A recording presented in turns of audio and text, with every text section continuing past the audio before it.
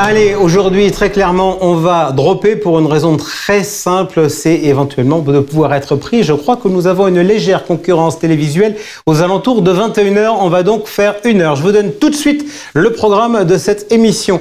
On va commencer dans quelques instants avec Solutions Patrimoine. L'actualité, c'est la déclaration de revenus. Olivier Dagenac, responsable de l'ingénierie patrimoniale et financière de Viplus, sera avec nous pour en parler. 18h10, 11, quelque chose comme ça, le regard d'Hélène, où on parlera de l'intelligence artificielle. Et Hélène est très remontée, a priori, sur ce sujet. 18h, on va dire 15, notre débat sur la gestion active. On ne cesse de nous dire que la gestion active gagne des parts de marché, 50% des encours aux États-Unis, 30% en Europe. La gestion active se rebiffe. Nous en parlerons avec Bertrand Merveille de BDL Capital Management et Kevin Tauzé de Carmignac. 18h45, après cette demi-heure de débat, le journal des réseaux sociaux de Georges Delataille, où il nous dira ce qui buzz et ce qui buzz pas. Et on conclura cette émission avec Momentum, avec Olivier Samin, avec qui on essaiera de trouver des solutions pratiques lorsque l'on est en gestion libre pour se limiter le travail, lorsque l'on fait des arbitrages.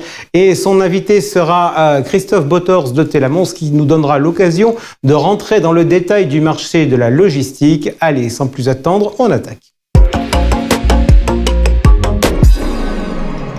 Allez, on commence tout de suite par l'actualité. On est en pleine campagne de déclaration de l'impôt sur le revenu. 100 ans pour en parler.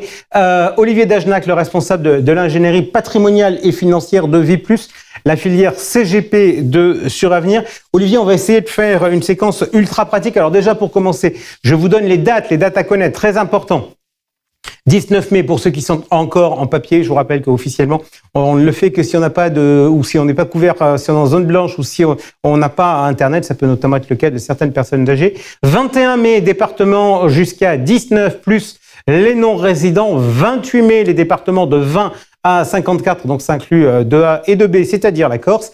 Et 4 juin, les autres départements, c'est-à-dire 55 et plus. Le plus, ça va jusqu'à 900 puisque ça couvre la Réunion, la Guadeloupe, les Antilles et tous nos amis qui sont outre-marins. Alors, Olivier, on commence tout de suite après ces dates par des sujets très pratiques. Déjà, Georges Delataille avait fait référence dans le journal des réseaux sociaux d'un message de Cédric Brun, qui est le président de la CNCGP Languedoc, qui avait évoqué un problème lorsque l'administration fiscale a mis en place la double authentification. Pourquoi ? Parce que le client, il a ses identifiants, son numéro de téléphone, et c'est lui qui reçoit la double authentification. Ça peut être problématique à la fois pour aller chercher des données ou à la fois pour remplir des déclarations. Quelle est, votre vision du problème ? Alors, c'est vrai que ça peut être problématique dans les faits, mais juridiquement, il faut quand même être attentif à avoir la CJA pour remplir la déclaration de revenus et être couvert par sa responsabilité professionnelle pour exercer cette mission auprès de son client. Donc, attention à la déclaration de revenus. Ok, ça veut dire qu'il faut qu'on reste dans une fonction d'assistance. Exact. Et qu'on essaie de le marquer, de pouvoir le tracer pour ne pas avoir de problème juridique derrière. Exactement. Il faut aider, mais la remplir, c'est une autre mission. Ok, maintenant on attaque sur les sujets techniques en partant par le général.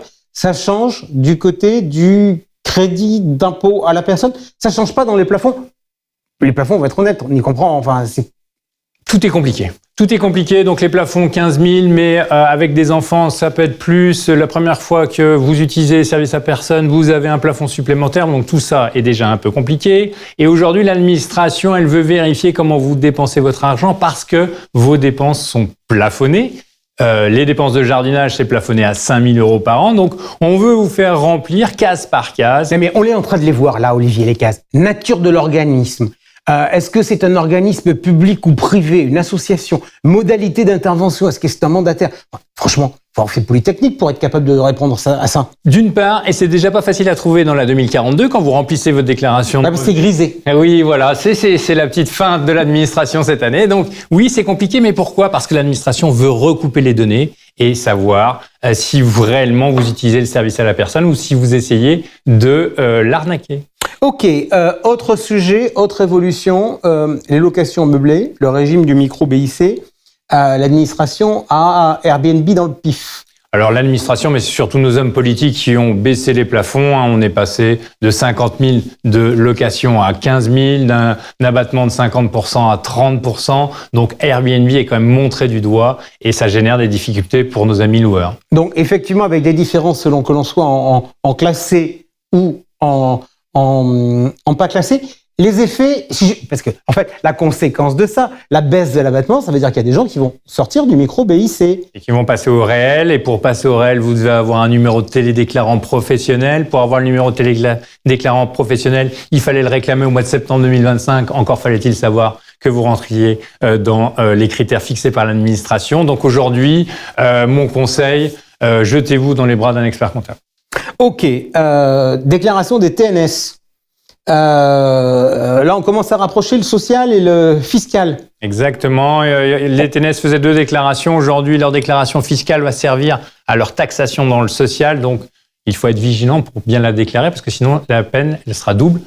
Augmentation de la fiscalité, augmentation des cotisations sociales. Il y a des sujets sur la retraite et le Madelin avec les alors oui, les attention. TNS. Oui, mais alors là, ça c'est habituel dans la déclaration de revenus pré-remplis. L'assureur, il envoie tout dans la case 6NS et la case 6NS, c'est pas celle du 154 bis. C'est celle du 163 quatervicies. Donc, si vous êtes TNS, vous avez fait 2 versements, un au titre du 154 bis, un au titre du 163, faut retravailler cette case. Si vous avez fait que du 154 bis, faut mettre 0 parce que vous avez déjà déduit de vos revenus les versements que vous avez réalisés sur votre PER. Allez, on va faire ça même si c'est traditionnel, mais c'est toujours pareil, quand on fait les choses une fois par an, on finit par les oublier et c'est bien de se rafraîchir un peu la mémoire. Dans les questions qui reviennent souvent avec aussi bien les CGP, les réseaux avec lesquels vous travaillez, est-ce qu'il y a un sujet qu'on n'a pas abordé ? Les enfants, est-ce que je le garde dans mon foyer fiscal? Est-ce que je le vends? Alors ça, vous, Jean-François, moi j'ai des gens honnêtes en face de moi, donc ils le gardent dans le foyer fiscal ou alors ils le sortent et ils payent une pension. Pourquoi?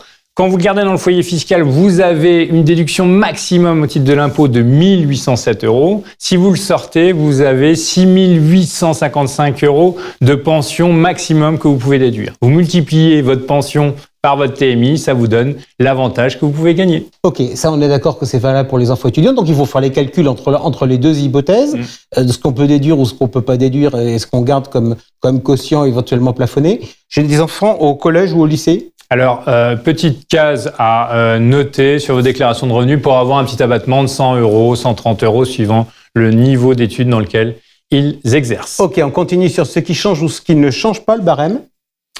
Légère hausse, plus 0,9%. Le taux individualisé, ça c'est un truc qui avait été mis en place lorsqu'il y a eu le prélèvement à la source et qu'on avait des situations différentes entre les membres d'un même couple. Exactement. Aujourd'hui, il est de droit. Si vous voulez un taux moyen, il faut le demander à l'administration parce que, en fait, souvent, il y avait une des personnes dans le couple qui gagnait moins. Il était pénalisé par ce taux moyen. Mon client à bon cœur, il a fait des dons. Il y a du neuf? Alors, ça dépend à quelle date il a fait les dons, ça dépend vers quels organismes il a fait des dons. De nouveaux organismes sont rentrés dans les plafonds de dons et il y a eu un doublement des plafonds pour les dons qui sont intervenus en fin d'année. Donc, attention. Allez, on continue avec une spécificité française. On se rappelle tous la CRDS qui était une taxe temporaire et en France, on aime bien le temporaire qui dure. On va donc avoir ça avec la cotisation différentielle sur les hauts revenus. Déjà, un mot, au mois de décembre, l'an dernier, on a fait une déclaration. Suivi de cette déclaration, ça donne quoi Alors, le suivi de la déclaration, déjà, on s'était pas tellement penché sur cette contribution différentielle sur le revenu parce qu'elle était pour une seule année. Donc, c'était OK, c'est difficile. C'est dit peinard. Voilà, c'est difficile, mais on va se débrouiller. Sauf que là, c'est une taxe qui est devenue pérenne. Donc, on est vigilant. Si on a eu des difficultés à remplir le logiciel fourni par l'administration kafkaïen, eh bien, on peut aller dans un bureau pour poser la problématique vis-à-vis d'un contrôleur des impôts. Il nous a dit qu'il nous accueillerait avec mensuétude et ne nous mettrait pas une augmentation de 20%. Ok, donc là, on est d'accord que sur la déclaration de revenus, on bouge pas, mais il va falloir qu'on refasse à nouveau de la paperasse en décembre prochain. Exactement. Alors que l'administration nous avait promis qu'elle prenait à sa charge cette contribution différentielle comme la contribution exceptionnelle sur les hauts revenus. Et non, elle nous laisse à remplir. Toujours des mots, rien que des mots. Allez, dans les nouveautés, ça sera pas pour 2020, les revenus de 2025, mais ça sera pour 2026. La taxe holding a été votée. Est-ce qu'il faut que je m'inquiète pour mes clients?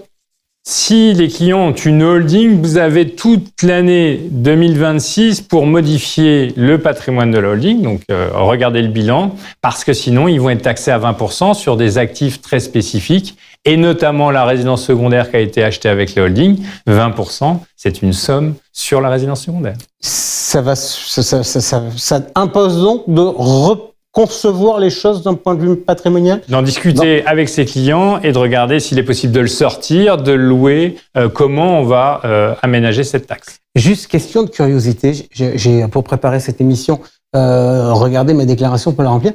Pourquoi l'administration fiscale veut savoir si je suis locataire de ma résidence secondaire? Parce que la majorité des Français ont eu un peu de difficulté à remplir leur déclaration des biens immobiliers. Il semblerait qu'il y ait des gens qui partent en vacances dans des résidences secondaires et d'autres personnes propriétaires qui oublient de déclarer ces résidences secondaires. L'administration veut recouper ces informations. Souriez, vous êtes filmé. Merci beaucoup Olivier Dagenac d'avoir été avec nous. Tout de suite, le regard d'Hélène.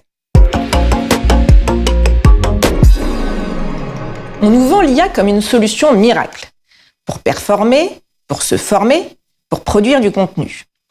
Mon œil, je vous le dis. Je vais vous expliquer pourquoi, justement, dans mon regard, l'IA, pour moi, n'est pas utilisée de la bonne manière dans notre métier de CGP. Regardons LinkedIn. Poste parfait, analyse structurée, conseils patrimoniaux clés en main, sur le papier, tout est nickel. Mais je me pose une simple question. Qui est derrière? Parce que ce que je vois, ce n'est pas une montée en compétences. C'est une montée en puissance des contenus générés. Avec souvent zéro terrain, zéro client et surtout zéro responsabilité. Sur la formation aussi, on est en train de se raconter une histoire. Former un CGP, ce n'est pas transmettre de l'information. C'est construire un jugement. Pourquoi comprendre une mécanique fiscale quand une IA peut nous y répondre en 10 secondes? Pourquoi creuser quand un prompt donne l'illusion de maîtriser? Sauf qu'un CGP ne vend pas des réponses. Il engage sa responsabilité.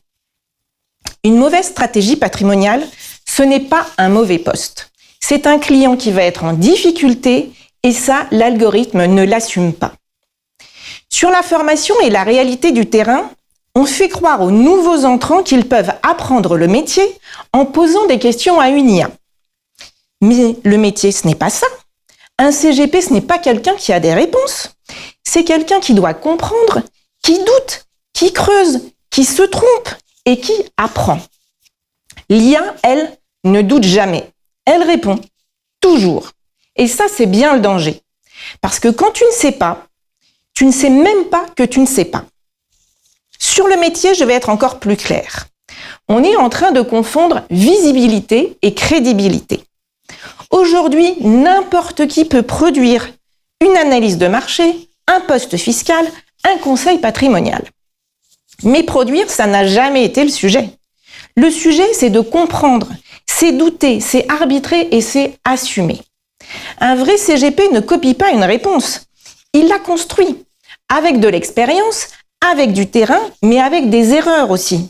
Soyons honnêtes, l'IA est devenue une béquille pour certains et surtout un accélérateur de bullshit pour d'autres. Copier, reformuler, publier sans vérifier, sans comprendre, sans même se poser la question de la responsabilité. Et ça devient vraiment dangereux. Parce que le client, lui, ne voit pas la différence. Il fait confiance à son CGP. Alors on fait quoi? On va arrêter de se cacher. On va revenir aux fondamentaux. Le terrain, le client, le coaching, la répétition, la remise en question. Former un CGP, c'est comme former un sportif de haut niveau. Ça ne se fait pas derrière un écran.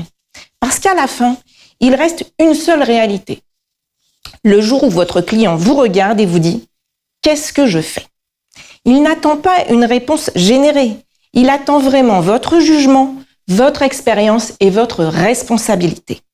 Et ça, aucune IA ne saura jamais le faire à votre place. N'est-ce pas, Jean-François ?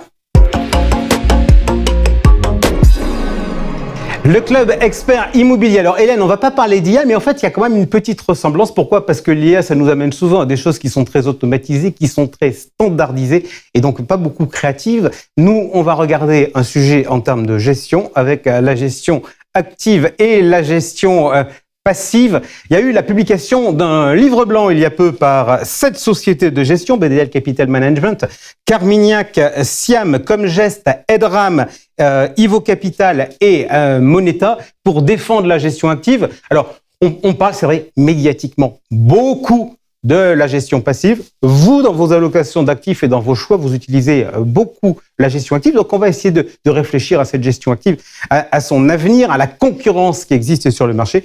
Avec nous aujourd'hui 2 invités, Bertrand Merveille, directeur général de BDL Capital Management, et avec nous également Kevin Tauzet, qui est membre du comité d'investissement de Carmignac. Messieurs, je vais commencer par une provoque.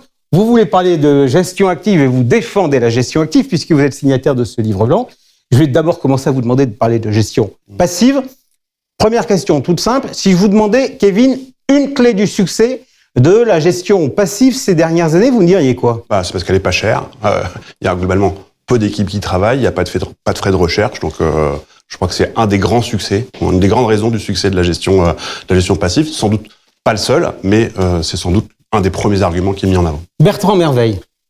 Moi, je vois aussi le trend très positif qu'on a finalement depuis une dizaine d'années sur les marchés. Alors, il y a eu plusieurs séquences de forte volatilité, de drawdown, mais en réalité, ça a été assez court. Donc, on est sur un trend de marché plutôt haussier. Donc, finalement, l'investisseur en passif, il a l'impression que ça fonctionne bien sur moyenne et longue période. Est-ce qu'il y a un effet technique ? Puisque la majorité des indices, on se rappelle tous la différence qu'il y a, par exemple, entre le Dow Jones et le Standard & Poor's, c'est qu'il y en a un qui est pondéré par les capitalisations et l'autre pas. Et quand on est pondéré par les capitalisations, quand les marchés montent et que c'est principalement les premières valeurs qui montent, on s'essouffle jamais. Bien sûr, il y a une procyclicité de toute façon dans la gestion passive par définition.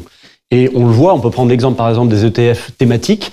À chaque fois qu'il y a eu des initiatives d'ETF thématiques, il y a une mini-bulle qui se met en place, qui peut se dégonfler de manière assez violente.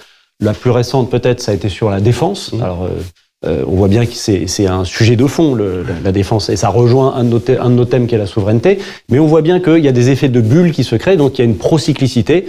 Donc oui, tout à fait. Kevin, est-ce que... allez, je vais être un peu provoque. Est-ce que dans le succès de la gestion passive, il n'y a pas un sujet autour de la perte de connaissance des investisseurs ?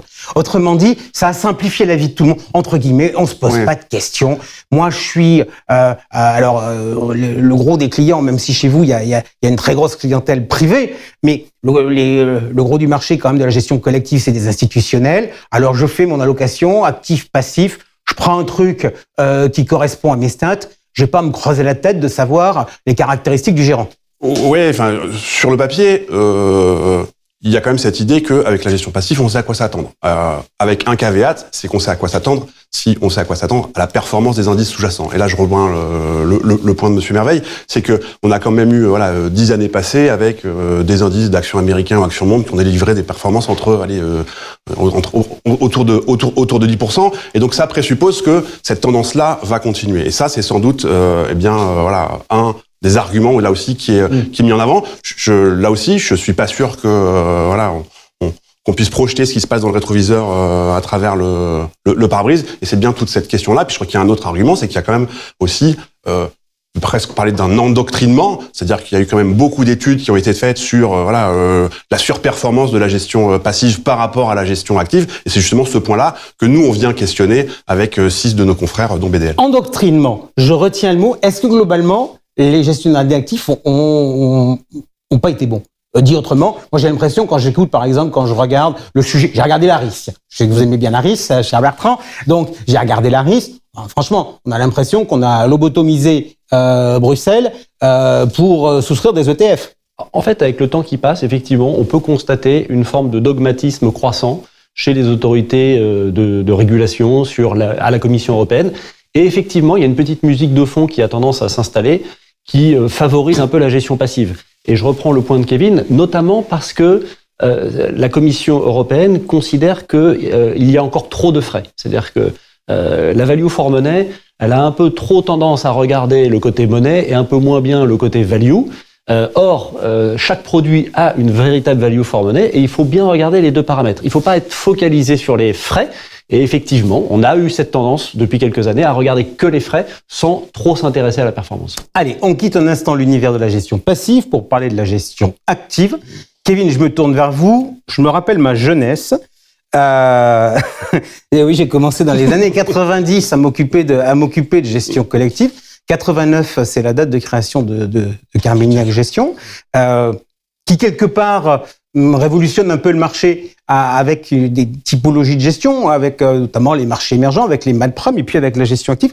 La gestion active, c'est quoi en fait? Parce que pour être très franc, j'aurais tendance à dire, avant c'était une sorte de pléonasme. Quand j'ai débuté, on disait un gérant, il gère, donc il est actif. Comme un conseiller, c'est censé conseiller. Donc un conseiller conseil, c'était un truc, c'était un pléonasme. Et maintenant, j'ai un peu le sentiment qu'on dit, finalement, gestion active, c'est ce qui est pas passif. Oui, enfin, la gestion active, c'est quoi? C'est aller au supermarché et pas tout acheter, c'est-à-dire que c'est choisir, c'est trier, et c'est parfois accepter de dire non et de refuser certaines choses. Et donc, j'ai envie de dire, la gestion active, si on l'oppose à la gestion passive, la gestion active, c'est de choisir là où la gestion passive, parfois, c'est d'éviter de choisir. La gestion active, elle repose quand même sur quelques grands principes. Le premier, c'est que les marchés ne sont pas efficients, ou en tout cas pas tout le temps. Ça, c'est un point, je crois, qui est important. Vous retuez Markovitch, là. Ouais, alors et voilà, et la séquence la première fois. La séquence des dernières années, malheureusement, lui donne parfois un peu tort. Quand on a des chocs inflationnistes, Markovitch, ça fonctionne quand même un petit peu moins bien. Donc ça, c'est un élément. Le deuxième, c'est que les risques, ils sont pas statiques non plus.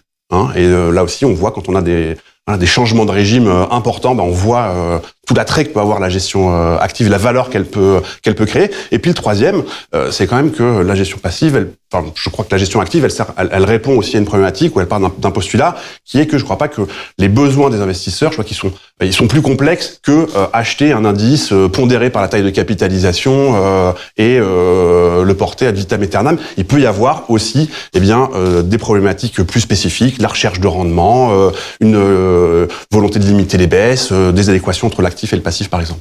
Bertrand Merveille, les journalistes, et moi le premier pour essayer de caler les choses, on essaie souvent de présenter les choses de manière binaire. Est-ce qu'il faut présenter le match binaire gestion active, gestion passive, c'est-à-dire en disant il y a deux mondes, ou est-ce que vous trouvez que le monde est un peu plus compliqué que ça? Alors le monde, il est plus compliqué que ça. Nous, l'initiative qui nous a réunis, les 7 sociétés de gestion, c'était pas de vouloir opposer la gestion active et la gestion passive, c'était de donner un cadre plus clair et méthodologique à la gestion active. Et en fait, on s'aperçoit qu'en faisant un peu ce travail relativement simplement, on ne dit pas qu'on a une méthode qui est bonne, elle doit être complétée, c'est une première étape dans sans doute un long chemin. On s'aperçoit que la gestion active, telle qu'elle a été présentée par Jean-François Filiatre ou d'autres, en réalité, elle est très hétérogène. Et nous, par exemple, on pense qu'il y a pas deux voies, mais il y a 3 voies. Il y a la gestion passive, et ensuite il y a la gestion réellement active, et ensuite il y a la gestion benchmarkée. Et ces dernières années, on a eu un peu tendance à mélanger ce qu'on appelle la gestion benchmarkée avec la gestion active. La réalité, c'est que la gestion benchmarkée n'est pas active. Elle a une tracking error très faible, elle a un niveau d'active share très faible. Peut-être que Kevin y reviendra tout à l'heure. Donc on voit bien qu'il n'y a pas 2 voies, mais en réalité il y en a 3.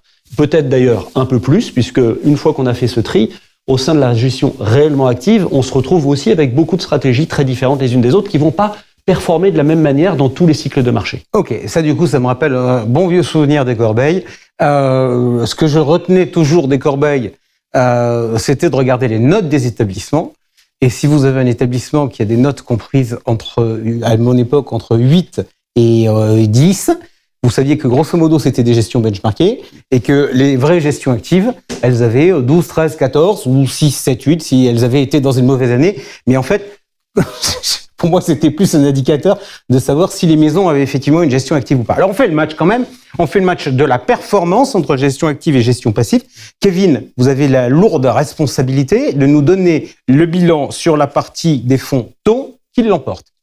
Alors sur les fonds taux et de crédit, sur les fonds obligataires en général, clairement, on va dire il y a pas match quoi, où le match est assez vite réglé, c'est-à-dire que on a plus de la moitié des fonds taux et crédit gérés activement qui font mieux que leurs indices et donc que la gestion passive, et on est même sur des niveaux autour de 90% quand on parle de gestion taux et crédit flexible. Donc clairement, sur les marchés obligataires, on voit tout l'attrait ou tout l'intérêt de la gestion active par rapport à de la gestion passive. Même question Bertrand Merveille sur la partie action. C'est moins le cas, effectivement. Il y a un match peut-être un peu plus serré, parce que comme je le disais tout à l'heure, il y a une très grande hétérogénéité.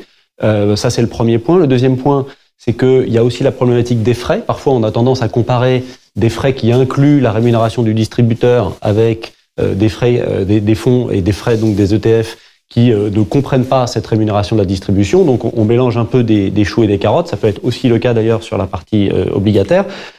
Donc, on s'aperçoit qu'il y a une partie de la gestion active qui est effectivement sous-performante, mais il y en a une autre qui est réellement surperformante dans la durée, puisque ce qui est aussi important pour nos auditeurs et pour les clients de nos distributeurs, c'est de regarder la performance dans la durée. À jamais, on ne prône un investissement, que ce soit sur des stratégies de gestion action active ou gestion obligation active, sur de courtes périodes. Et jamais on sera meilleur constamment. Et pour répondre, c'est que pour compléter, c'est que il y a quand même cette idée que une espèce de lieu commun que en moyenne un gérant actif il fait moins bien qu'un indice. Enfin, personne n'est obligé de choisir un gérant moyen pour encore une fois corroborer ce que vous disiez tout à l'heure. Alors justement, moi je voudrais que, parce que j'aime beaucoup ce débat, et tout à l'heure on disait qu'il fallait être un peu plus sioux que d'être binaire, je voudrais quand même qu'on regarde des questions méthodologiques. Alors, j'assume puisque je parlais de mieux vivre, j'assume mon passé, mon présent intérêt pour les épargnants finaux et pour la protection des épargnants finaux. Kevin, un indice obligataire, Ouais. est-ce que, pardonnez-moi l'expression, mais est-ce que c'est pas débile quand on sait que la majorité des indices sont pondérés par le poids? Donc, autrement dit, si je raisonne sur la partie taux, ça veut dire que plus une boîte est endettée, plus je vais en acheter. Ouais, c'est la méthode de construction des indices obligataires, c'est que plus il y a de la dette qui est émise, plus cet émetteur-là va être présent dans les indices de référence. Donc c'est un peu comme on valorise ou on met en avant les plus mauvais des élèves, c'est-à-dire les plus endettés. Et clairement, c'est un critère de sélection d'investissement qui est, je dirais, hautement discutable. Et c'est un euphémisme. Si on regarde concrètement, on a un indice obligataire mondial. Il y en a, quarantaine de % qui est investi sur de la dette souveraine américaine, et puis après on descend, on a la France tout là-haut ou tout en bas selon comment est-ce qu'on le regarde, l'Italie, l'Espagne, etc. Donc on a quasiment que des pays qui ont des ratios de dette sur PIB supérieurs à 100% et qui ont des trajectoires de déficit qui sont là aussi quand même assez préoccupantes. Et donc acheter on va dire un indice sur les marchés obligataires, ça veut dire s'exposer à ce risque-là. Donc oui, il y a cette idée de méthodologie de construction des indices obligataires qui peut poser question. Petite question à tous les deux, justement, si on parle des indices mondiaux, je vais passer maintenant sur la partie action, mais on dit, on a tendance à dire, pour simplifier le discours, et puis il y a quand même un gros mouvement autour de la digitalisation, parce que les ETF sont très largement portés par ces nouveaux types, ces nouvelles façons de commercialiser. On dit, mais la plus grande diversification, c'est le monde. Donc vous achetez un ETF sur le monde, puis il n'y a pas mieux en termes de diversification. Vous trouvez ça intelligent ou vous trouvez ça critiquable, Kevin ? Je crois que ça touche aussi ses limites, c'est-à-dire que on parlait un petit peu pour employer du jargon, un peu de cette idée de momentum, c'est-à-dire que plus il y a de gestion passive, plus il y a des mécanismes, on va dire, pro-cycliques. Et par exemple, on parle de diversification. Si on achète un indice d'Action Monde, par exemple, on a une trentaine de % investis sur le secteur technologique et secteur technologique uniquement. On a 70% de ce même indice qui est investi sur les États-Unis. Et ça, quand même, je crois que ça interroge aussi. C'est-à-dire que, est-ce que ça, c'est des bonnes règles de diversification ? J'en suis pas convaincu. Et si ensuite, on commence à, on va dire, empiler des stratégies indicielles, c'est-à-dire que si vous achetez d'un côté un indice ou une gestion passive d'Action Monde et vous vous dites, je vais diversifier ça en achetant par exemple des actions émergentes, on se retrouve à empiler des risques. C'est-à-dire que dans un indice d'actions émergentes, on a là 30% qui investissent sur le secteur technologique. La première valeur d'un indice d'actions émergentes, c'est TSMC. Ça fait 15% de l'indice. 14% de l'indice. Donc, est-ce que ça, c'est une bonne diversification ? J'en suis pas convaincu. Et je tire ce fil-là. C'est-à-dire que les principaux clients de TSMC, c'est quoi ? C'est le top 9 des principales positions, là aussi, d'un indice d'Action Monde. Et donc, en fait, on se retrouve à empiler des risques. Donc, cette vertu de la diversification, je crois qu'elle est vraie sur le papier, mais elle touche quand même à ses limites. Je rebondis, Bertrand, sur le match. et sur les résultats du match, est-ce qu'on ne néglige pas une chose qui est les différences de règles de diversification qui existent, puisque un gérant traditionnel, lorsqu'il est investi par exemple sur un fonds action, il n'a pas le droit de dépasser plus de 10% sur une ligne, parce qu'on lui dit vous prenez trop de risques, mais en revanche, le gérant indiciel, il peut monter à 20% et ça choque personne. Oui, c'est vrai. Alors, moi, je pense que le sujet, il n'est pas vraiment là. Je suis d'accord avec vous, Jean-François. D'ailleurs, les gérants actifs n'utilisent pas tous cette grande latitude qu'ils ont d'aller jusqu'à 10%. Donc, à mon avis, la problématique, elle n'est pas là. Mais je reviens un peu sur le sujet de la diversification et je rebondis sur votre point sur l'éducation financière. Moi, je pense que c'est un vrai sujet pour les épargnants. Aujourd'hui, par simplicité, on se dit, on va se diversifier, on va acheter un ETF sur le MSCI World. On a des énormes biais dans la construction de son portefeuille. Et on se dit, bah tiens, on va faire un peu de diversification et on va rajouter un ETF sur le S&P 500. La réalité, c'est qu'on n'a rien diversifié. On a deux actifs qui sont très corrélés les uns des autres. Et je pense que là, on a tous, quelque part, une obligation à mieux expliquer ce qui se passe et à faire de la pédagogie pour les clients. Puisque, vous le disiez, il y a de plus en plus de digitalisation de l'épargne. Il y a beaucoup de clients qui, aujourd'hui, ne sont plus intermédiaires, qui vont aller acheter sur des plateformes des ETF et ils vont avoir plutôt tendance à concentrer les risques. Et on voit bien que dans l'histoire, ce type de situation se termine toujours mal. En tout cas, toujours par des pics de volatilité, des bulles et des maximum drawdown assez importants. Alors, vous m'avez dit tout à l'heure, on va rester sur la partie action. Donc, on a dit taux, gestion active l'emporte très largement.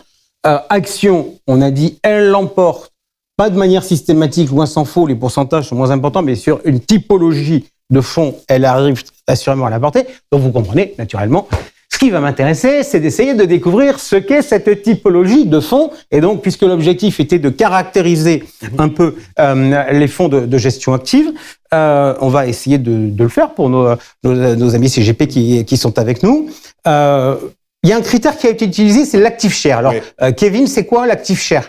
L'active share, c'est une façon de mesurer, on va dire, dans quelle mesure est-ce que un portefeuille de gestion diffère ou non d'un indice. Pour faire simple, si l'active share est de 0%, eh bien... c'est par pile poil l'indice. C'est pile poil l'indice. S'il y est de 100%, bah c'est pile poil pas l'indice. D'accord. Et ça peut être les mêmes valeurs que l'indice, mais je change les pondérations. Il peut y avoir des valeurs dans l'indice ou pas. Il peut y avoir des valeurs qui sont dans l'indice, mais dont les pondérations sont différentes. Et pour nous, c'était une mesure, on va dire, relativement simple, transparente, pour justement justifier ou expliquer en quoi est-ce que un portefeuille à un moment T est différent d'un indice à ce même moment T. Et juste, je rebondis d'un point de vue technique, parce que dans mon époque mieux vivre, j'avais plutôt travaillé sur les sujets de la tracking error, qui concernaient tout type de fonds. Pourquoi plus ce sujet? Parce qu'entre guillemets, la tracking, je l'ai plus aujourd'hui dans mes outils que mon active share. Oui, vous avez raison. L'objectif, encore une fois, de cette étude et de cette initiative, c'est de contribuer à un débat qui doit être élargi. Donc, il fallait bien commencer par quelque chose. Nous, on pense que l'active share, c'est une bonne manière, et je reviens sur ce que je disais tout à l'heure, de distinguer la gestion benchmarkée, qui en réalité n'est pas active, de la vraie gestion active. C'est une première pierre à l'édifice. Ça peut être complété par d'autres types de ratios. Vous parlez de la tracking error, on pourrait aussi regarder le ratio d'information. Il n'y a pas de vérité absolue en la matière. Là, on pense qu'avec cette première brique de l'active share, ça permet de distinguer vraiment l'actif du pas actif. Et l'active share, elle se base sur la construction, en tout cas sur la composition d'un portefeuille à un moment T. La tracking error, elle regarde plutôt la performance passée. Encore une fois, c'est une condition nécessaire, mais pas suffisante. Le mieux, c'est même de les combiner. C'est-à-dire que dans l'idéal, vous avez et un active share qui est élevé et une tracking error qui est élevée. Sinon, ça veut dire que potentiellement, il y a des biais cachés ou des choses derrière. Je me mets à la place derrière des gens qui sont derrière leur téléphone, derrière leur écran ou derrière leur téléviseur et qui sont en train de nous regarder et qui veulent du pratico-pratique. À partir de quel niveau, Bertrand, on considère que l'active share correspond à une gestion active? Vous avez fait les calculs? Oui, dans l'étude, nous on considère qu'en dessous de 70, c'est vraiment pas actif. Au-dessus de 70, c'est mieux. Et si on peut tendre vers 80, voire plus, là, on est vraiment sur un niveau de gestion active avéré. D'accord. Donc, on se dit, parce que quand on n'est pas expert, on se dit 70, finalement, c'est 50, c'est quelque chose qui est super important. Non. Le maximum, on est d'accord que c'est 100. Vous nous dites, non, 50, c'est pas très important. Important à savoir. Je teste chez vous. Oui. Je refais l'histoire de chez Carmignac. Aujourd'hui, les fonds actions de chez Carmignac, ils ont une active share qui est supérieure à 70? Supérieure à 80 même, pour la quasi-totalité des fonds chez nous. D'ailleurs, disponible. Enfin, on peut le voir sur Internet, c'est sur les reportings, le site, etc., etc. Ok. Deuxième critère qui apparaît dans les fonds actifs surperformants par rapport à la gestion passive, il y a des critères de taille et il y a des critères de commercialisation. Alors là, je me suis dit, j'aimerais bien avoir une explication comment ils sont allés chercher ça. Alors, on l'a pas cherché au départ. En fait, on l'a constaté de manière un peu empirique. C'est-à-dire qu'au départ, on souhaitait vraiment regarder ce qui était actif et ce qui ne l'était pas. Donc là, c'était vraiment un objectif en soi et on est arrivé à l'actif share en disant que ça pouvait être un bon indicateur. Et ensuite, en poursuivant un peu l'étude plus statistique, en regardant l'ensemble des bases de données à notre disposition, on s'est aperçu effectivement qu'il y avait un bonus, si je puis dire, pour les fonds qui étaient de taille assez significative et qui en plus évoluaient dans un environnement de compétition importante, c'est-à-dire les fonds qui sont commercialisés dans plusieurs pays. Mais ça, c'était pas un objectif en soi que d'arriver à ce résultat-là, on l'a constaté.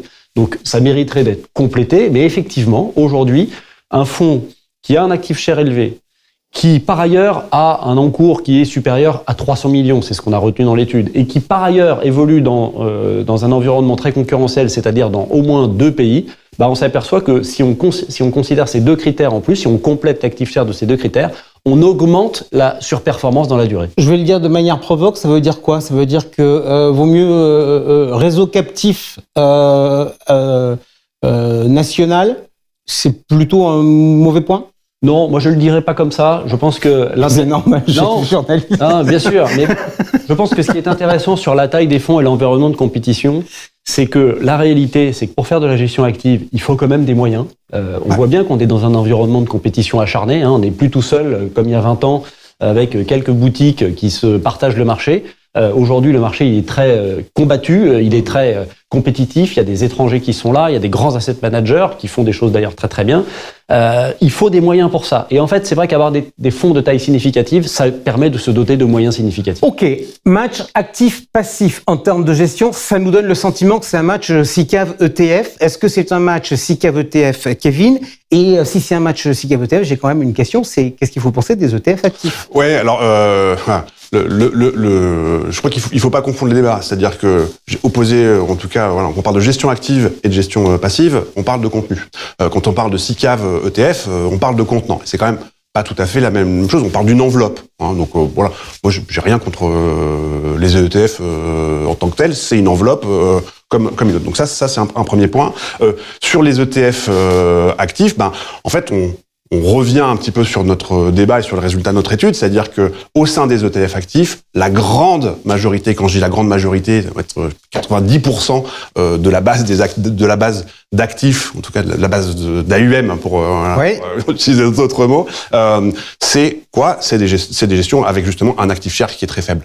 Si je regarde, les grands fonds, c'est quoi? Dimension aux États-Unis, JP Morgan par exemple, c'est plutôt, on va dire, du recyclage de ce qu'on appelait du smart beta, donc des indices ajustés, que de la gestion active. Est-ce qu'il faudrait les appeler autrement que TF actifs? Parce que là, il y a une question de wording. Alors, je pense qu'il y a un vrai sujet, et on en revient un peu à la proposition qu'on fait de travailler autour de l'actif share, puisque effectivement, un ETF actif, en tout cas tels qu'ils sont définis, et je rejoins complètement Kevin, aujourd'hui, une immense majorité d'entre eux ont un très faible actif share. Donc, en réalité, ils ne cochent pas les critères de ce que nous, on considère comme actif. Il y en a qui le font, C'est-à-dire qu'on voit quelques, groupes, notamment, à la star de la tech américaine Cathie Wood, qui avec son ETF ARK, qui a eu un actif share réel. Alors, parfois pour le mieux, parfois pour le moins bien. Il y a d'autres groupes qui le font, mais c'est aujourd'hui, en tout cas, encore très marginal. Rapidement, j'avoue ma passion pour la gestion active, mais c'est marrant parce qu'on a fait un sondage auprès des CGP qui eux aussi sont très favorables à la gestion active, mais je veux quand même vous challenger.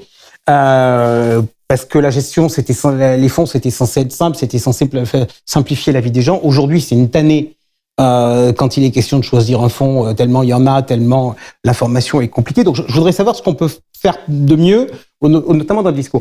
Est-ce que, Bertrand, il y a un discours autour du financement de l'économie? Parce que qui dit gestion passive dit actif liquide, et qui dit actif liquide dit certains actifs et pas les autres. Je pense notamment aux petites et moyennes capitalisations. Alors, moi, je pense qu'il y a un vrai sujet politique derrière la problématique de la gestion passive et en lien avec les grands objectifs de la Commission européenne qui sont souveraineté, financement de notre économie. Aujourd'hui, c'est un constat que je fais, ce n'est pas une critique. La réalité, c'est que la gestion passive, elle est à 80% gérée par des entités qui ne sont pas européennes. Donc, à partir de ce moment-là, on confie une partie très significative de notre épargne à des gestionnaires qui n'ont pas d'intérêt économique ni politique à financer notre économie et à favoriser notre souveraineté. Donc, je pense qu'il y a un vrai enjeu autour de la souveraineté. La gestion active peut contribuer au financement de l'économie en participant aux IPO, en participant aux augmentations de capital, notamment pour les petites et moyennes valeurs. La gestion passive ne peut pas assurer ce rôle. Ouais. Kevin, question par rapport à, tout à l'heure on parlait des indices, des compositions d'indices, etc. Ouais. En fait, les indices, on dit que c'est très transparent parce qu'on connaît les valeurs, mais on connaît pas vraiment les pondérations, ce qui est quand même un sujet important. Est-ce que la gestion active doit faire des efforts en termes de transparence? Aujourd'hui, on dit ETF transparent. Je veux juste compléter ce que disait Monsieur Merveille. Il y a, je crois, un autre élément aussi dont on parle assez peu, c'est le volet extra-financier. C'est-à-dire que on pouvait dire de la gestion passive il y a encore quelques années qu'au moins elle votait aux assemblées générales. Elle le fait même plus. On a des géants de la gestion passive comme Vanguard par exemple qui s'est désinscrit des principes d'investissement responsable des Nations Unies. Pourquoi ils ne le font plus? Parce qu'ils ont des vrais sujets juridiques, ils craignent d'être poursuivis en justice par les entreprises dans lesquelles ils investissent s'ils votent contre certaines résolutions. Et ça, quand même, je crois que ça fait quand même partie du devoir fiduciaire des investisseurs. Quand on est investisseur en action, eh bien, la moindre des choses, c'est d'aller voter aux assemblées générales, parce que ça sert in fine à, on va dire, faire bien valoriser le prix des valeurs. Ça, c'est un premier point. Sur la transparence, en deux mots. Sur la transparence, sur le papier, oui. Après, quand même, les critères de construction des indices, on n'a pas parlé des marchés obligataires, peut questionner. Les critères de construction des indices actions aussi. Il est question que est-ce que on va pouvoir, ou est-ce que les indices vont pouvoir participer aux IPO de SpaceX ou pas? Donc on voit que c'est quand même la géométrie variable. Et sur la transparence. Je veux dire, quand on voit, par exemple, quand je vois des ETF qui ont un sous-jacent S&P 500, donc actions américaines, qui sont PEables, et on passe par un swap de performance pour y arriver sur une enveloppe qui était à la base destinée à financer des entreprises européennes en échange d'une enveloppe fiscale avantageuse, ça pose quand même question. Et donc, la transparence de la construction des indices, j'en suis pas convaincu, ou des ETF, j'en suis pas convaincu non plus. Ça, c'est un premier point. Par contre, est-ce que les sociétés de gestion actives ont fait des efforts ou doivent faire des efforts en termes de transparence? Oui, et je pense d'ailleurs qu'elles l'ont fait. C'est-à-dire que aujourd'hui, gérer une boîte noire, je crois que ça ne marche plus et ça ne parle plus aux investisseurs. Et d'ailleurs, c'est pas comme ça qu'on va les éduquer, comme on dit, en tout cas les aider à apprendre et à grandir. Et donc, on a ce devoir de transparence. Kevin, en deux mots, est-ce qu'il faut que vous soyez plus créatif? Je veux dire, Carmignac, 89, ça amène les marchés émergents, ça amène des choses neuves dans le marché. Ouais. Est-ce qu'aujourd'hui, on roupille pas?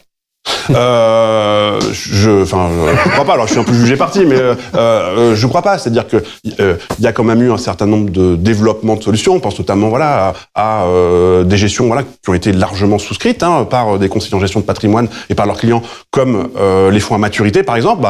C'est bien l'idée d'apporter une réponse à une problématique donnée. On va viser un rendement cible. Il y en a d'autres qui sont plus l'encadrement des risques. C'est-à-dire que il y a des investisseurs qui veulent pouvoir bien dormir la nuit. Donc on voit aussi l'engouement par exemple des produits structurés ou des gestions on va dire actions et autres avec un encadrement de risque par des options notamment. Mais oui, on se doit d'être innovant, ça c'est un point. Et l'autre point, c'est qu'on se doit d'être performant, je crois. Bertrand, dernière petite question, une réponse rapide. Est-ce que la logique n'est pas d'aller aussi pour les sociétés de gestion vers des produits qui soient plus sophistiqués et moins purs, qu'on soit moins dans cette logique de briques, qui d'ailleurs potentiellement peut perdre un peu de son utilité parce que les corrélations dans un marché qui est largement drivé par la liquidité, elles ont quand même considérablement augmenté par rapport à ma jeunesse. Alors la sophistication, oui, mais pour quoi faire? C'est-à-dire qu'à un moment donné, il faut aussi se poser... Mais si on regarde BDL Rempart, par exemple, chez vous. Oui, mais BDL Rempart, en fait, c'est un produit qui est innovant lorsqu'il est créé il y a plus d'une vingtaine d'années, puisque c'est le premier fonds long short equity agréé par l'AMF en France. La gestion alternative en mode long short equity, ça remonte aux années 50 aux États-Unis. L'innovation, elle vient pas forcément de la proposition de la stratégie d'investissement, elle vient de l'évolution de notre processus d'investissement. On parle beaucoup de l'IA, on parle beaucoup aujourd'hui de la tech. L'innovation dans les sociétés de gestion, c'est pas forcément créer des nouveaux produits à la mode. C'est investir dans de la tech, investir dans des process, investir dans des outils qui vont faire progresser notre gestion du risque. Et je reviens à ce que disait Kevin, améliorer le profil rendement-risque et la performance. Je pense que c'est vraiment là où on est attendu. Merci beaucoup à tous les deux d'avoir été avec nous. Si vous êtes société de gestion et que vous avez écouté et que ce sujet vous a intéressé, que vous voulez vous aussi défendre la gestion active, n'hésitez pas à les appeler l'un l'autre parce que je pense que c'est une initiative qui a regroupé cette société mais qu'il n'y a pas d'opposition à agréger les choses pour un débat de place. Merci à tous les deux. Tout de suite, le journal des réseaux sociaux, Georges Delataille.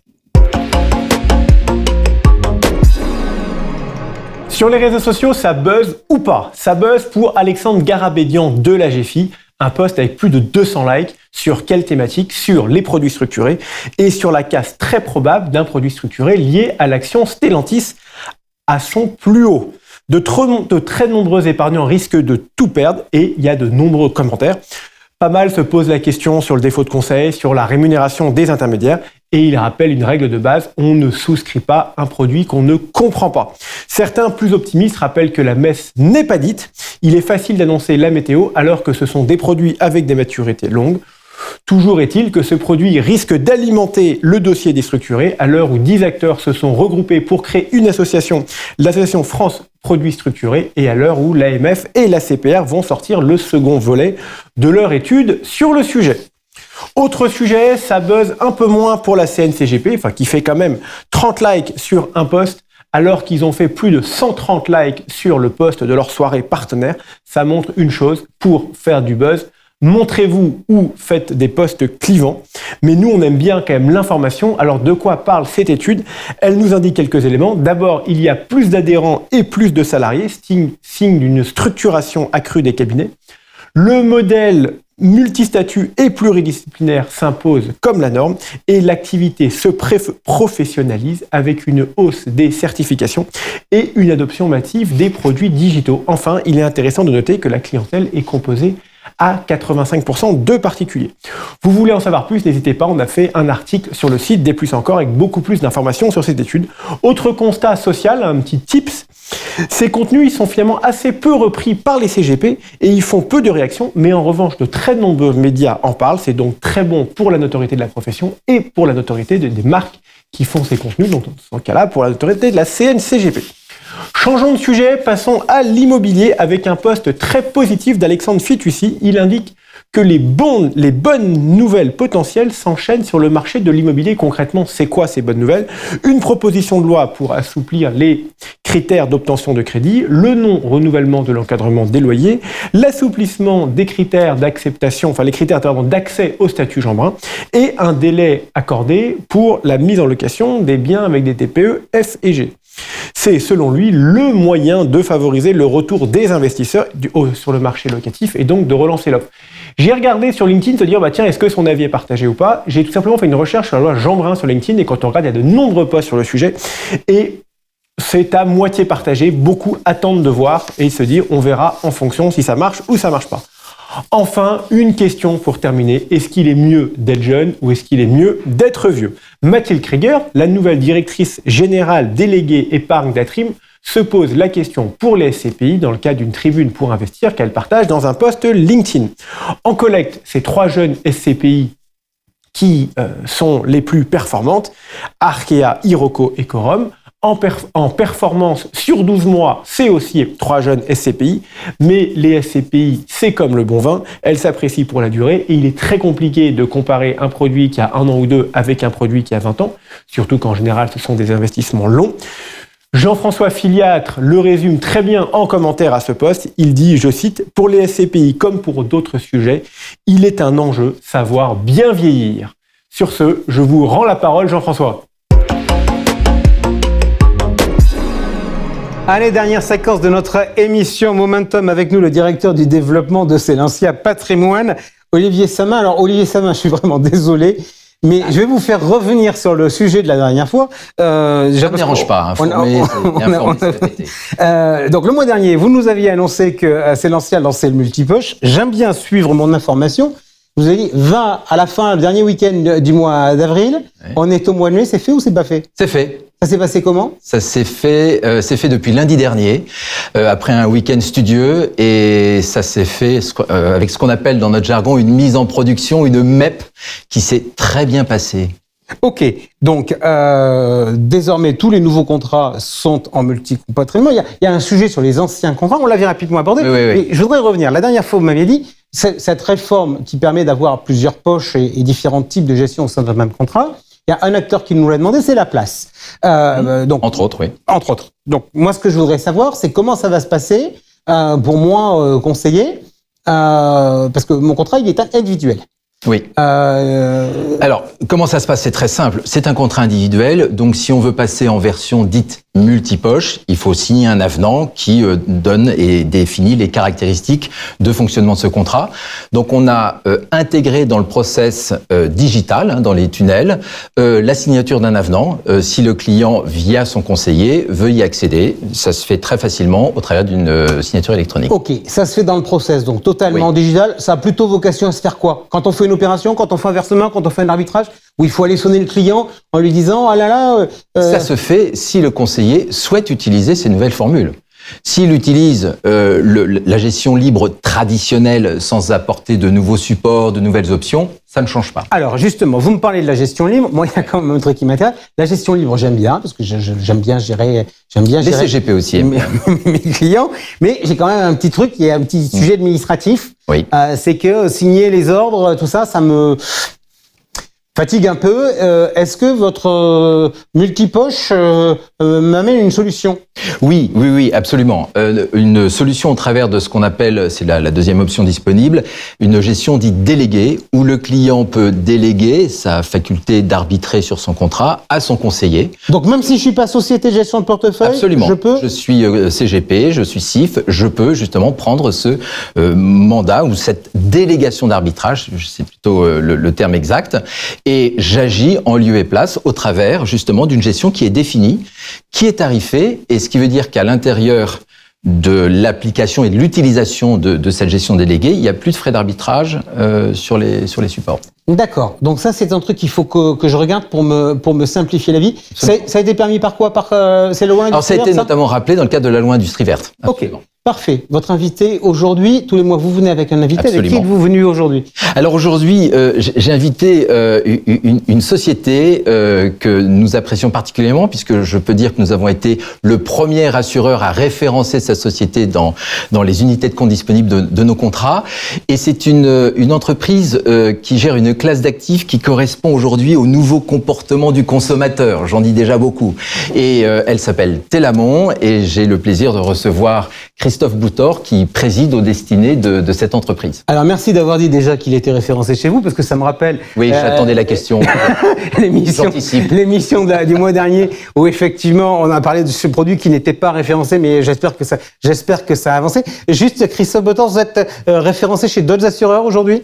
On est référencé chez Swiss Life, mais Olivier et Sébastien ont effectivement été les premiers à nous faire confiance. Ok, Olivier, vous avez le droit à votre première question. J'ai le droit à ma première question. Ma première question, elle est simple, elle est liée justement à l'histoire de Telamon. Pour certains, on a connu ce groupe qui avait un autre nom, et un nom très connu, notamment pour quelques anciens, dont certains peuvent faire partie, le groupe Panhard. Et je voudrais tout simplement que tu nous retraces rapidement l'histoire de cette entreprise. Oui, tout à fait. On a été fondé par Alain Panhard, qui était le petit-fils du fondateur de Panhard et Levasseur, le groupe automobile. D'accord. On a démarré sur une classe d'actifs un peu particulière qui est la promotion en immobilier logistique, qui est encore une classe d'actifs qui est une des principales activités chez nous. Aujourd'hui, on fait aussi du parc d'activités, du data center en immobilier d'entreprise. On fait aussi du résidentiel. Ça, c'est pour les activités de promotion et de développement. Et on a développé en parallèle des activités d'investissement et d'asset management. On est société de gestion depuis 2014. On a au départ beaucoup travaillé pour des grands institutionnels, notamment sur la constitution de leur portefeuille en logistique et en activité. Et depuis quelques années, on travaille sur de nouveaux produits sur le marché du grand public. Alors, je voudrais creuser avec vous. On parle beaucoup de produits immobiliers dans cette émission, rarement de logistique. Donc, je voudrais essayer de comprendre avec vous ce marché. Vous allez me dire j'ai comme ça quelques idées en tête. Vous allez me dire si je déraille ou je déraille pas. J'avais le sentiment que la logistique, c'était des locaux qui pouvaient éventuellement devenir très vite obsolètes. Parce que les besoins étaient totalement différents. Avant, c'était des trucs petits, maintenant, c'est des trucs mouse costauds, etc. Niveau rentabilité, j'avais le sentiment que c'était vraiment la rentabilité le plus gigantesque. Puis quand je regarde les derniers chiffres, je me dis c'est un peu normalisé. Expliquez-moi ce qui s'est passé dans les 10-15 dernières années sur ce marché de la logistique. C'est assez simple, on est passé d'une classe d'actifs assez marginale, pilotée, investie par des spécialistes, effectivement avec des rendements assez élevés, avec une vraie compétition avec les utilisateurs eux-mêmes qui développaient une grosse partie du portefeuille. Et la grande révolution de la logistique vient notamment du e-commerce, qui consomme des mètres carrés logistiques dans des quantités assez importantes, puisque pour le même volume de marchandises traitées, on a besoin d'à peu près 3 fois plus de mètres carrés de logistique quand il est en e-commerce versus de la distribution traditionnelle en grande distribution ou en magasin spécialisé. Ok, donc ça fait plus de demandes? Ça fait beaucoup plus de demandes. Du coup, c'est une classe d'actifs qui est très recherchée par les investisseurs, sur lesquels les taux de capitalisation ont beaucoup baissé, les valeurs ont beaucoup monté, parce qu'il y a un vrai écart entre l'offre possible en mètres carrés et la demande en mètres carrés. On voit encore les annonces d'aujourd'hui d'Amazon qui a annoncé 15 milliards d'investissements rien qu'en France, avec la création de 4 nouvelles plateformes, la création de 7000 emplois. C'est vraiment le sous-jacent e-commerce qui pousse cette demande en mètres carrés logistiques. Ok, alors ça c'est le sujet tendanciel. Je voudrais qu'on regarde le sujet d'actualité. On voit que les flux sur l'immobilier ont quand même baissé, il y a moins de leviers, etc. Est-ce qu'aujourd'hui, les flux, vous les voyez encore sur le flux, le côté logistique? Alors on a une demande qui a baissé de 30%. Aujourd'hui, donc conjoncturellement, on est sur un marché qui se calme. Après quand même 5 ans où on a eu des hausses de loyers de 30 à 50% selon les géographies en France, donc c'est assez exceptionnel puisqu'on était sur des loyers stables depuis 20 ans.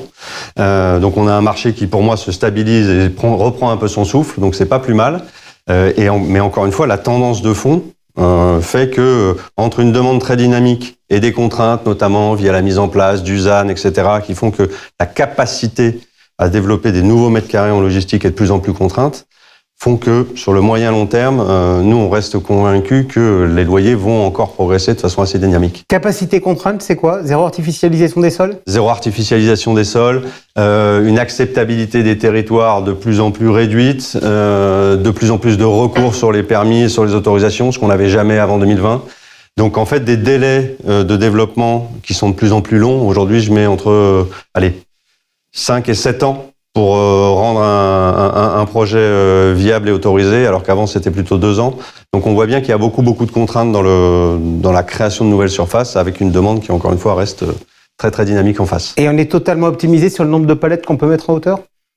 Alors on pourrait probablement faire plus. La difficulté c'est qu'après pour faire plus aujourd'hui on arrive à des bâtiments qui ont 6 niveaux de palettes. Si on veut faire plus, il faut automatiser, mécaniser. Donc ça veut dire des investissements dans les bâtiments beaucoup plus importants. Et en plus, ça veut dire des bâtiments beaucoup plus hauts. Et ça pose un problème d'acceptabilité des territoires. Parce que déjà, quand on est sur des bâtiments qui font 100 000 mètres carrés, c'est 7 terrains de foot. Ça fait quand même...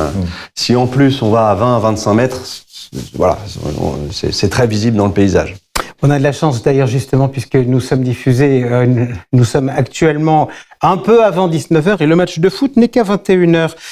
On parle maintenant de votre produit. Donc vous nous avez dit, on vient de l'univers de la promotion, on est rentré ensuite dans l'univers de l'investissement. 2023, création d'un produit qui s'appelle Now Logistics. Il fait quoi? Il investit en logistique, immobilier logistique essentiellement, un peu en parc d'activité, en locaux industriels. On est parti d'un constat simple. Dans la pierre papier, la logistique, ça représente aujourd'hui 2% du stock, donc c'est rien du tout, alors que c'est la classe d'actifs ou une des classes d'actifs les plus recherchées par les institutionnels. Nous, on connaît bien le produit, on a de l'expérience, on a de l'expertise, donc on s'est dit proposer quelque chose en logistique, ça avait du sens. Quid, c'est une société civile. Quid de sa performance?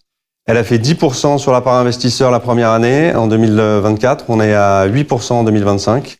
Et notre objectif de moyen à long terme, c'est 6,5. Question de collecte. Est-ce qu'on arrive aujourd'hui à collecter? Donc en SC, ça veut dire que c'est pour de l'assurance vie. Oui. Est-ce qu'on arrive à collecter en assurance vie? On collecte correctement dans un marché où se faire référencer est compliqué. On s'est fait référencer l'année dernière à côté de Celentia chez Swiss Life. Donc on collecte correctement et on constitue un portefeuille d'actifs logistique qui, je pense, dans la durée, performera très correctement. Alors ça, c'est le regard de Christophe sur son produit. Olivier, c'est un regard de manière plus générale chez vous? On arrive encore à collecter? Je confirme ce que dit Christophe. On le voit au quotidien. Il y a des flux réguliers de collecte sur cette classe d'actifs qui répond aussi à des attentes, voire des besoins d'une vraie storytelling. On comprend ce produit. Tout à l'heure, quand je parlais que ce produit incarnait finalement un nouveau comportement du consommateur, on le voit tous. Quand je commande mon colis, colis, il arrive chez moi, mais il arrive parce qu'il y a des entrepôts, il y a une logistique qui a été mise en place. Donc c'est globalement très plébiscité aujourd'hui. Ok, l'actualité récente, il y a de cela quelques jours, 30 avril, un décret a été publié au sujet, alors pardon, c'est ultra technique, mais ça s'appelle les autres FIA dans les contrats d'assurance vie, où on dit désormais on n'en veut plus. Une société civile, c'est un autre FIA dans le jargon du régulateur. Ça veut dire que l'histoire est finie ?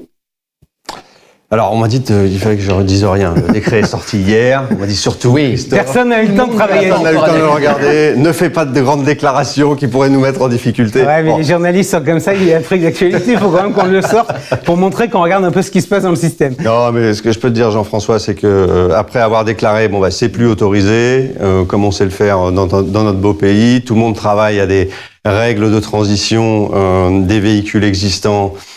Pour pouvoir gérer ça de façon, on va dire normale, sur l'ensemble des produits. Alors nous, il se trouve très égoïstement qu'on a un produit qui est jeune, qui a pas beaucoup de stock, qui est un produit professionnel. Donc en fait, ce que je comprends aujourd'hui, sans être un expert, c'est que la transition va être assez souple. Et que dès, je crois que c'est mai 2027, ce qui est annoncé, on va simplement optionner pour devenir un FPS sélectif et ça demandera très peu de modifications. Je crois qu'on n'en a même pas de modifications. D'accord, donc on va rentrer dans un cadre européen qui existe, qui est la version 2.0 de LTIF. Dernière petite question d'actualité un peu plus longue cette fois-ci. Au printemps, j'ai vu le lancement d'une SCPI chez vous qui s'appelle Borea. Pourquoi ? Parce qu'avec le lancement de Nao, on a développé un appétit pour finalement offrir des solutions d'investissement au grand public au travers de notre expérience, de notre expertise. Et donc, il nous a semblé assez naturel d'avoir un produit complémentaire qui soit un produit de rendement, diversifié en termes de classe d'actifs, en termes de géographie. Et on a même lancé en septembre dernier un FPCI Value Add pour avoir l'ensemble de la palette entre une verticale logistique dont on a parlé des fondamentaux, un produit diversifié de rendement et un produit de TRI. On essaye d'avoir une offre la plus complète possible. Merci beaucoup à tous les deux d'avoir été avec nous. Merci à vous d'avoir assisté à cette émission que vous pouvez retrouver sur le site et plus encore sur H24 Finance, sur LinkedIn, sur YouTube, mais également en podcast. Voilà, on a parlé de grands entrepôts de logistique qui avaient la taille de plusieurs terrains de foot. Que puis-je vous dire pour conclure ? Si vous êtes fan de foot, bon match ce soir. Ciao, on se retrouve le mois prochain.